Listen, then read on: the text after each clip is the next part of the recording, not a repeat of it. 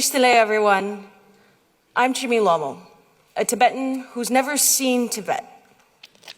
I was born stateless, but today I have the honor to represent the Asia-Pacific region delegation in the House of Representatives here in Berlin, where the walls have fallen and we continue to rise.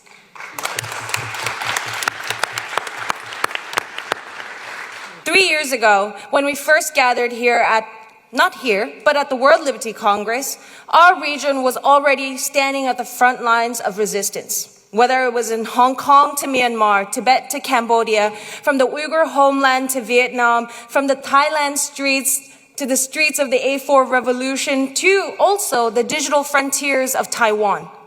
Today, the Asia-Pacific delegation stands stronger, more connected, and more determined. But we're also more tested than ever.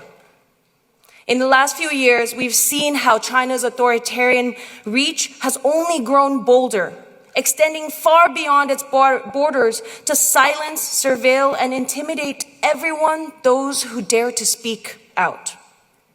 Many of us in this room have felt it directly, whether it's your phones being hacked, infiltrated communities, families threatened, visas revoked, enforced disappearance, assassination plots, some that they even successfully carried out in the case of Cambodian Lim Kimya and Tukuhunga Dorji Rinpoche. China, while it sends its olive branches to the democratic world, it continues to weaponize and perpetuate this false image of being a cooperative global leader. Its methods, like transnational repression, is no longer just a tactic. It is the strategy to silence and wipe out all dissent and criticism of the Chinese government. And yet, despite this tide of fear, our Asia-Pacific network has refused to retreat. We have built trust across our movement, linking our communities in the Asia-Pacific together, proving that our shared pain can also become our shared power. We have built response teams. We have built digital safety trainings from exile media networks to cross-movement investment in youth leadership. We're learning from each other. We're also inspiring each other, like our Thai delegates that are here today that have not only won an election, but right now are fighting for constitutional amendments. What keeps us going is not the anger, it's actually clarity.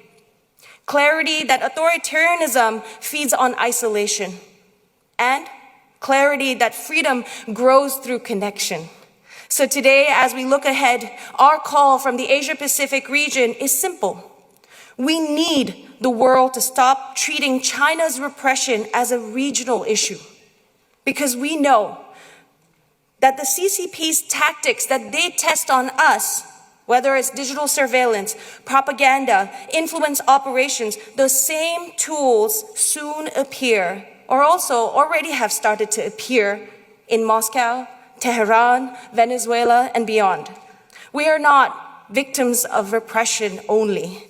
We are the experts in understanding the dictator's tactics. We are also the architects of resilience. You see, I'm no longer just a Tibetan who has never seen Tibet. I am a freedom fighter, part of the World Liberty Congress, where we will continue to unite the voices across Asia, across the world, not just as scattered movements, but as one movement with many hearts.